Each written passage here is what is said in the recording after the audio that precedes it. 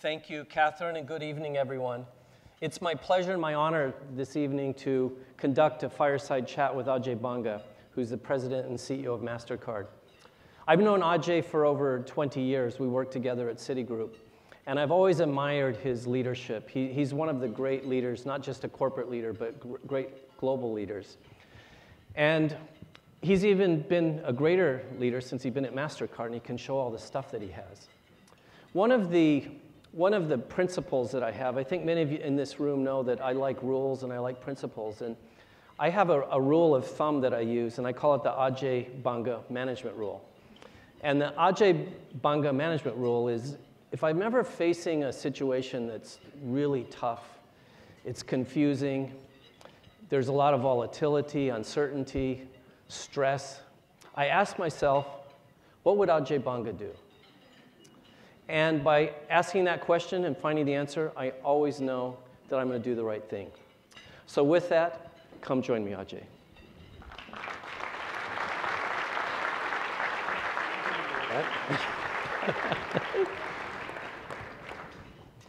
Well, I want to, again, greet Ajay up here. As I said, we've worked together for many, many years, and we are at the Japan Society tonight. And recently, the board of Mastercard had a board meeting in Japan, and I think it would be interesting for you to share with the audience some of your thoughts about your board meeting, what you did in Japan, and why you went there. So I just want everyone to know that when we were colleagues, he never said that to me, about how there was an Ajay Banga rule. It is mostly about how you don't pay attention to what Ajay says. So you can see he suits his speech to suit the audience in the moment, right? Oh, well, Doug. I have known Doug a long time. We're old friends.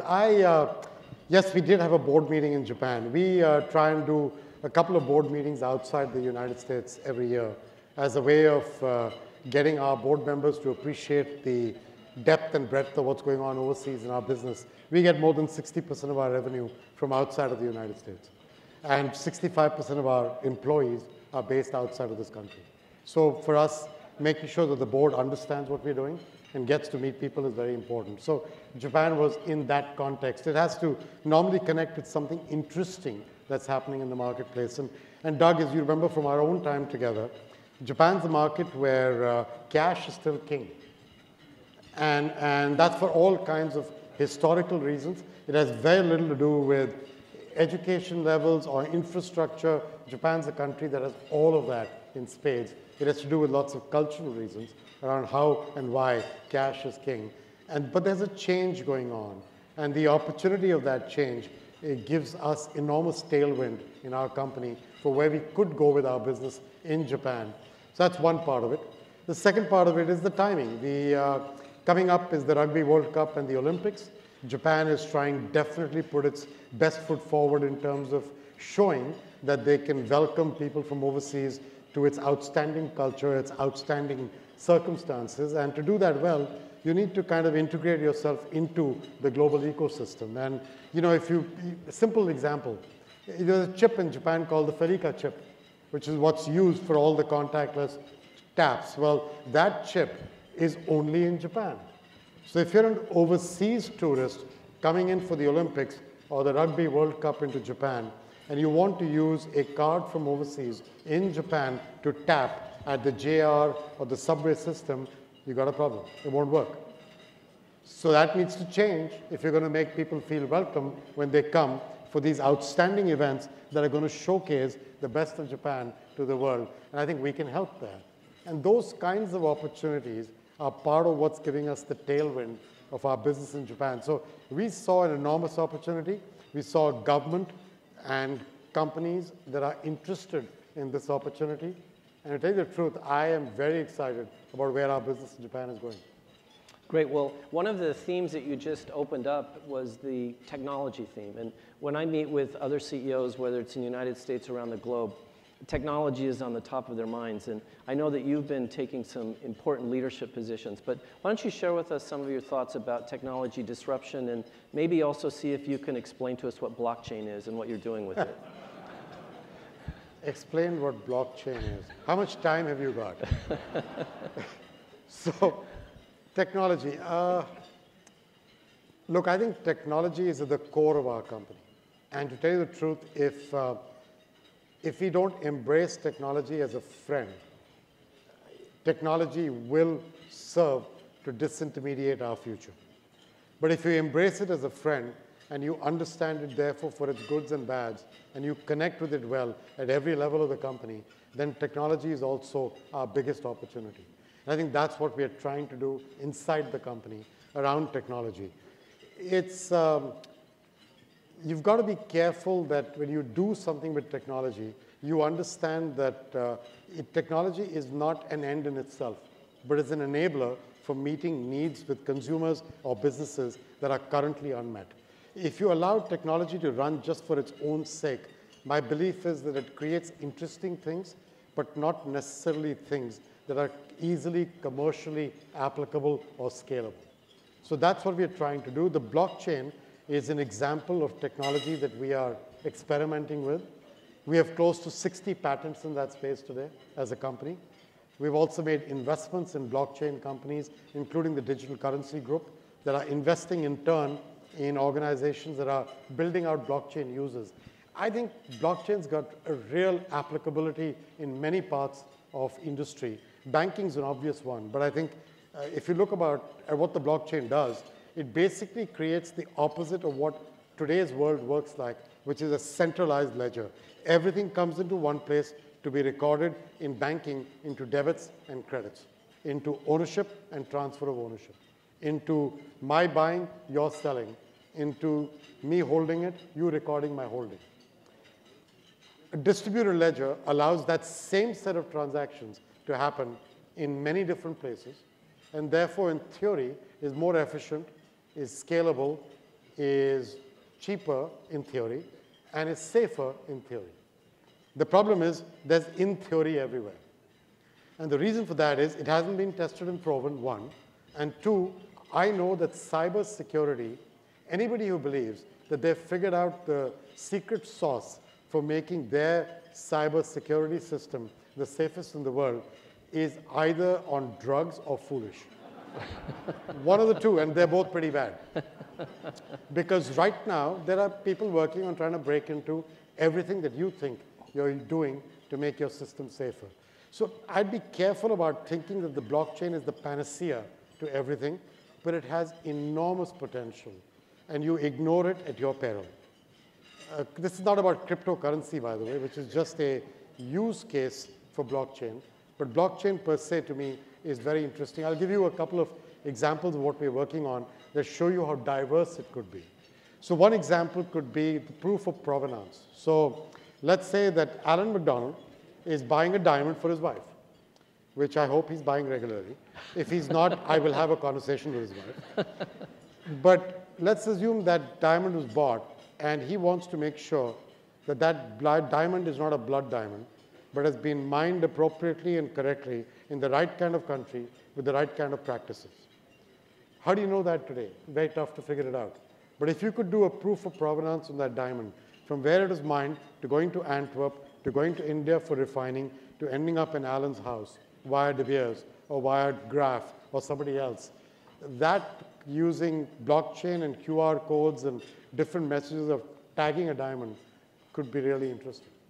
Similarly, tagging pharmaceuticals for proof of provenance in terms of being not counterfeit or not having crossed borders in an illegal way, or alcohol, or any of that type, or this shirt, to make sure it was made from Egyptian cotton, could you track which bale of Egyptian cotton it came from? Or in the food industry, that particular batch of milk powder, could you track it back to which village in India the milk was collected, which has then got contaminated, and so you could pull those specific 20 cartons of milk out of the market. That, to me, is the power of the blockchain.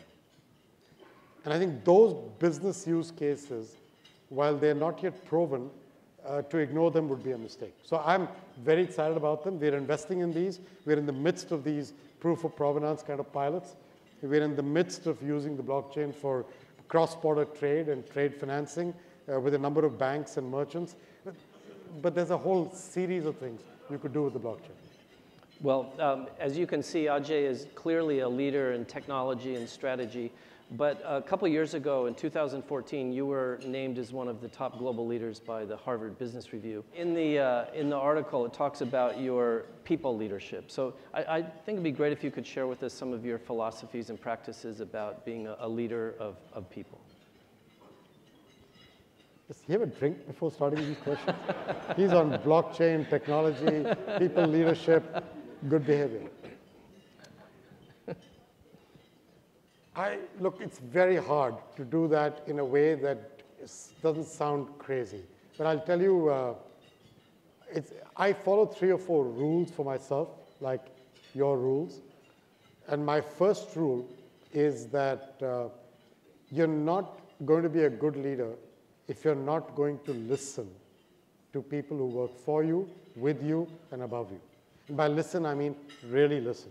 You know, God gave us 2 ears, 2 eyes, and 1 mouth. That's because you should see more than you speak and hear more than you speak. Most people speak more than they see and speak more than they hear. There's something wrong when you have 2 of those and 2 of those and 1 of those, and you operate with 1 of those doing more than 2 of those and 2 of those.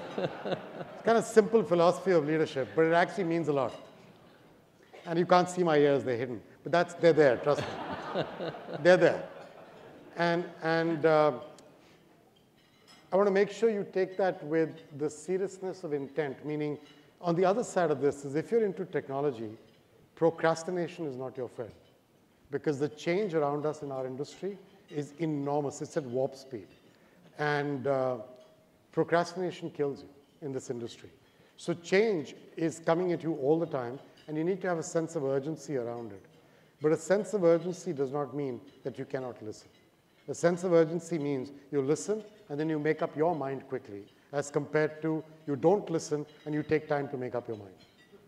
That's kind of what I mean about balancing urgency and listening as 2 sides of this coin.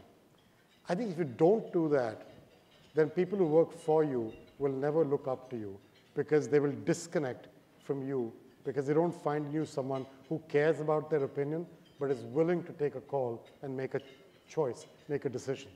You know, there's no perfect information in life, and we've both been bankers for many years, and the whole thing about banking is the risk-reward equation.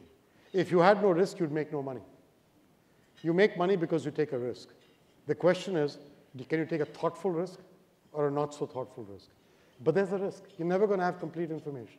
So the sense of urgency combined with listening, combined with the willingness to take a thoughtful risk and allow mistakes to happen within the parameters of a thoughtful risk are part of being a leader in today's world.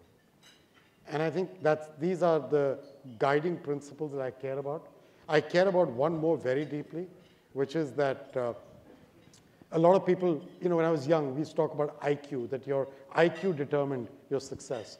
And somewhere along the line, it became fashionable to talk about EQ. And so your EQ and your IQ together made you a thoughtful manager. And I believe it's real time for us, and in our company we talk about this all the time, it's real time for us to talk about our DQ. And our DQ is not Warren Buffett's Dairy Queen, although that's cool. It is actually decency quotient. So your decency quotient is what you bring to work every day. It's bringing your heart and your mind to work. It's inspiring the people who work for you to believe that they can trust you, that your hand is on their back and not in their face, that they can come to you when they have a problem and they won't get shouted at just because they have a problem, that good news should take the staircase and bad news should take the elevator, because that's what a boss is for. That is what I believe is this whole thing. Right? And I do it well sometimes, and I don't do it well sometimes. So I would tell you that there are moments when I don't live up to these rules of my own. And I shout at people when I shouldn't be shouting at them. Or I get upset with somebody when I shouldn't. But I can recognize it when I'm doing it. And I'm trying always to live up to this, that I will listen to you, I will behave with a sense of urgency, I will take thoughtful risks, I will not shoot you if you make an honest mistake, and I will do my very, very best to always show you that I have DQ in addition to IQ and EQ. So that's my rules. Great. That's very illuminating. Thank you. So one of the other themes related to that is diversity, and and women. You've been known as somebody who has not just promoted, but also developed and trained and mentored women. You've also worked for great women leaders. Can you share with us some of the thoughts about why your organization has done so well in the diversity quotient?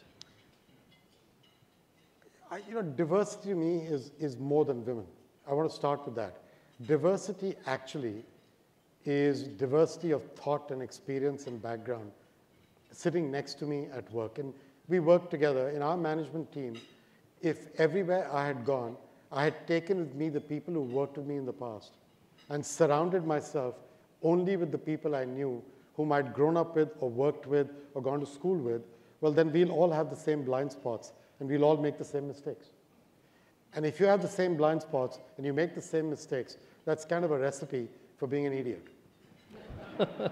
And so the issue really is, if you don't want to be an idiot and you want to succeed, then you better surround yourself with people who didn't go to the same schools as you, didn't grow up in the same towns as you, didn't work in the same companies as you, haven't had the same experiences as you, and by the richness of their experiences, you live a better life. That, to me, is real diversity. If you do that well, you will end up with people who are of different ethnicities, are of gender variance, have different sexual orientations, and have different experiences, and that is the value of diversity. So I'm diverse myself. I don't look like anybody else in this room. I recognize that. But if somebody told me I got my job because I look different from you, I would quit. I will leave in one heartbeat because my self-respect matters to me as much as my job does. And so I think we do a disservice when we translate diversity into things of that type when we talk about it. I want this lady to work for me and succeed because she is really good at her work. What I have to do is to open the door for her to have a level playing field. I think the odds are stacked against her, unfortunately. I can open the door to give her a level playing field, but she has to win her job. Otherwise, how's she going to have self-respect? So that, to me, is the charm of diversity. Done the right way, it's the most powerful thing in the world. Done the wrong way, it is awful for everybody.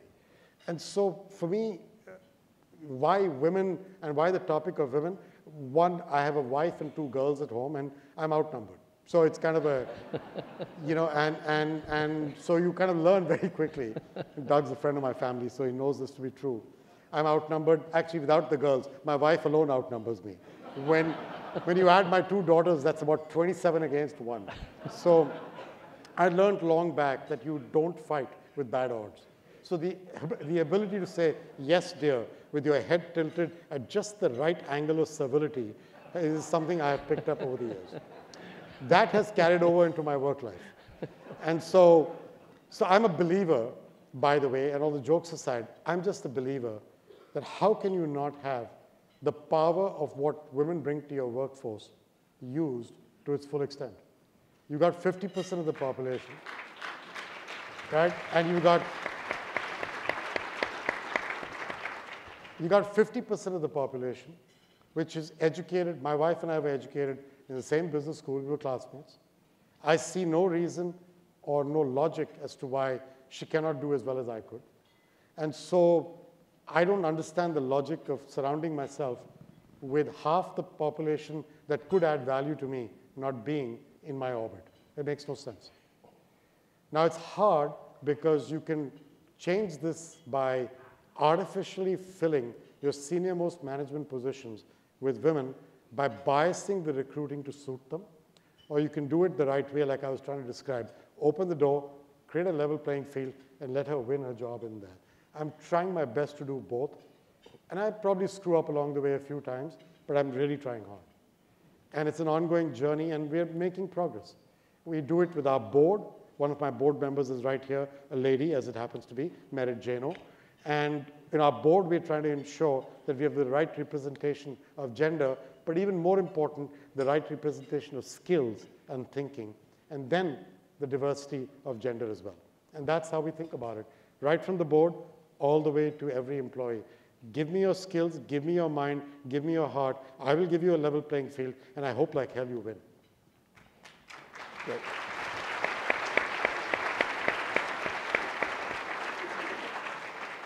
Ajay, there's also another a set of people around the world who don't have the same opportunities that people like us have in this room and the kind of companies we work for. And you've shown incredible compassion, and you're investing in programs around the world to help those that really don't have the opportunities, the people that are very poor, that do not have the kind of inclusion.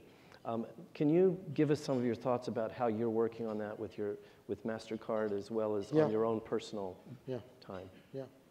I mean, we stumbled into this, to be truthful. There's some part of it that was organized. When our IPO happened 10 years ago, we were owned by the banks, and the banks actually took 12.5% of their stock holding and created a foundation, which at the time of our IPO, the IPO market cap of the company was $5 billion.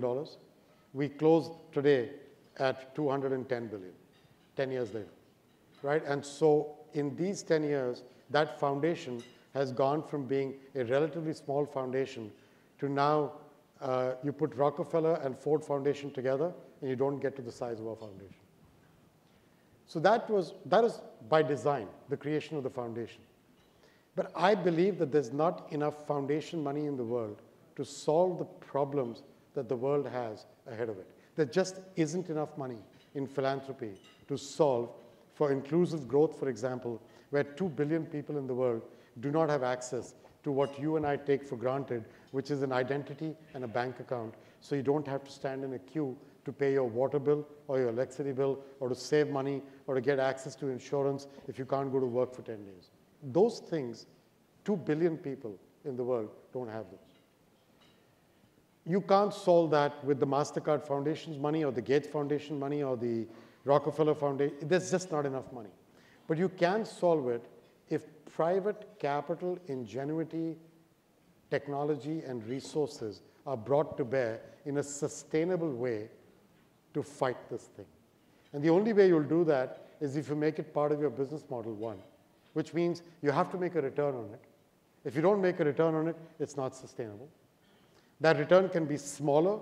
It can be patient capital, meaning you could buy time for having that return come through, but zero return or no return is not how you can get private capital and ingenuity and resources to focus on the world's problems. That part I stumbled into. I had no idea of how important that was 9 years ago when I joined the company. We started out with a very commercial motive, which was 85% of the world's retail transactions were still in cash. And so we were trying to target cash. And we discovered that the government is the single largest originator of cash in almost every economy.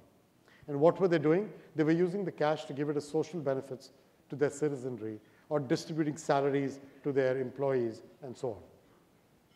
And so to try to get, and we also discovered that that social benefits of any type, 42% of social benefits on the average do not reach the recipient they were intended for. In the NGO world, that's called leakage. In my world, it's called theft. And 42%, this is a real number, does not reach. So if the government generates the most cash for its citizenry, either directly or through programs that are meant to benefit people like the World Food Program or the UN or the IMF or any form, and if 42% of what's meant to be reaching these people does not reach, we have a problem. And one of the ways to fix that problem is to take out all the middlemen who play in that game, because that's where the sticky fingers are. And if you can take out the middlemen, you can help to create a manner by which, instead of 42% getting lost, 42% more people get what they should get. That is what we stumbled into. And that led to our whole effort around trying to get people to be able to be part of the financial system. So to give you an example, refugees from Syria who come to Lebanon and Jordan, they would receive food from the World Food Program. The way it used to work was you would buy grain in the United States, ship it, and then transport it by truck into Lebanon. Along the way, many transshipments, many sticky fingers. And then when it reached there, you would distribute grain to these people in the camp. And as you know, man does not live on grain alone. You need vegetables and dairy and other things. And so they would in turn sell part of the grain to get the liquid cash to be able to buy vegetables and dairy, which meant that you were screwing up the local market by introducing lower-priced grain of very high quality into the black market. So even local businessmen were getting disrupted. So nothing was right with the program, but we were doing it. And US taxpayer money was being used for it. So we went to the World Food Program and said, why don't you issue an identity to that individual, which is a phone, a card, a fingerprint, bump your head, whatever you like doing. And we will enable that instrument to only be used in the shops in the camp that you certify as appropriate. In other words, you can't buy booze, you can't buy other stuff, but you can buy grain and meat and vegetables and dairy. And tell us how much money you want to give the person, put it on the card, and we'll make sure it works. We've now done that for 2.3 million refugees. We've saved the World Food Program between 35 and 42% of the money that is being eaten by sticky fingers. Simple. Now, it wasn't. Don't clap. Trust me, I had no idea I was doing this when I started out doing this. I was doing it for purely commercial purposes. But I'm trying to make a point, which is in doing well, you can do good at the same time. Now I've figured out I can actually do this. So a few years back at a World Bank spring meeting, I very rashly on stage with Queen Maxima and Jim Kim made a commitment to reach 500 million people by the year 2020 to get them financially included. There were about 15, 16 Mastercard people in the audience. I could see them all saying, he is such a crazy guy. He must be, what is he saying? And when I got off the stage, 2 of them came to me and said, what did you just say, 500 million? I said, yeah. They said, how do you plan to get it done? I said, no, you'll figure it out. A boss has the benefit of saying whatever the hell he wants. And other people have to go running around figuring out how to get it done. The good news is, it's now 2018. We've reached 350 million. Right? And I'm telling you, we will get to 500 million, but it's not by ourselves. It's with banks, with mobile telephone operators, with governments. It's a whole ecosystem, skunk works of partnerships we're doing. It's a long answer to your question, Doug. What I'm trying to tell you is, it's not philanthropy and it's not altruism. True change will come if we can get our business models to be adapted in a way to the use of doing good and doing well at the same time as compared to the unnatural act of just writing checks. That's what I'm trying to do. Well, Ajay, on behalf of the Japan Society, I want to thank you for joining us this evening. And I think everyone here now knows why I have the Ajay Banga management role. Thank you very much. Thank you.